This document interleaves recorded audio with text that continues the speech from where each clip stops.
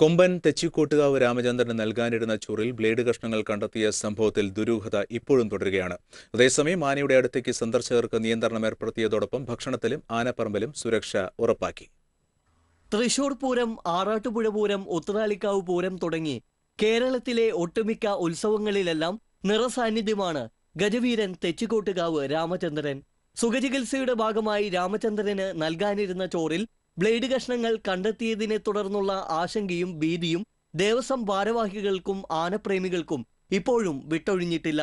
അതുകൊണ്ട് തന്നെ ആനയുടെ അടുത്തേക്ക് സന്ദർശകർക്ക് നിയന്ത്രണം ഏർപ്പെടുത്തിയതായും സുരക്ഷ കർശനമാക്കിയതായും ദേവസ്വം പ്രസിഡന്റ് വാസുദേവൻ കുറുമ്പൂർ പറഞ്ഞു. ആനേനെ അപായപ്പെടുത്താനുള്ള ഒരു ശ്രമം ഏത് ഭാഗത്തുനിന്നായാലും ശരിക്കും ഞങ്ങൾ വല്ലാത്തൊരു ആശങ്ക തന്നെയാണ്. അപ്പോൾ അതിൻ്റെതായ മെഷർമെൻറ്റ് അത് ഇനി മേലാക്കം ഇത്തരം ഒരു പലരെയും ആൾക്കാർക്ക് അങ്ങോട്ട് എത്തിപ്പെടാനുള്ള ആക്സസിൽ ചില കൺട്രോളൊക്കെ വരുത്താണ്. തലയെടുപ്പിൽ കേരളത്തിലെ ഏറ്റവും വലിയ ആനയായ രാമചന്ദ്രനെ വകവരുത്താനുള്ള ശ്രമമാണ് ഇതിനു പിന്നിലെന്ന് സംശയം പ്രകടിപ്പിച്ച് ക്ഷേത്രം ഭാരവാഹികൾ നൽകിയ പരാതിയെ തുടർന്ന് പേരാമംഗലം പോലീസ് അന്വേഷണം നടത്തുന്നുണ്ട്. കൂടാതെ വനംവകുപ്പ് ഉദ്യോഗസ്ഥരും സ്ഥലത്തെത്തി തെളിവെടുപ്പ് നടത്തി. ആനവിദഗ്ധൻ ഡോക്ടർ TS രാജീവ് സ്ഥലത്തെത്തി നടത്തിയ പരിശോധനയിൽ ആനയ്ക്ക് കുഴപ്പങ്ങളില്ലെന്ന് കണ്ടെത്തിയിട്ടുണ്ട്.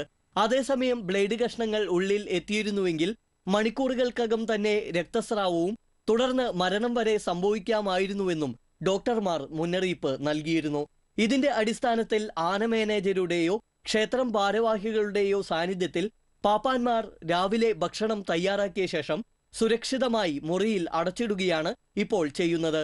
തുടർന്ന് വൈകിട്ട് പരിശോധന നടത്തിയ ശേഷമാണ് ആനയ്ക്ക് ചോറ് നൽകുക.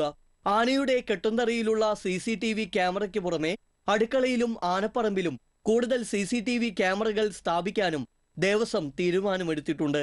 ആനപ്പറമ്പിലേക്ക് പ്രവേശിക്കുന്ന വഴിയിൽ ഗേറ്റ് സ്ഥാപിക്കും.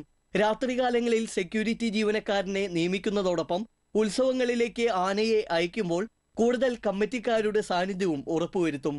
ആനയെ അപായപ്പെടുത്താൻ ശ്രമമുണ്ടായെന്ന സംശയം നിലനിൽക്കുന്ന സാഹചര്യത്തിൽ ദുരൂഹത നീക്കി നിജസ്ഥിതി പുറത്തുകൊണ്ടുവരണമെന്ന ആവശ്യം ശക്തമായിട്ടുണ്ട്. TC news.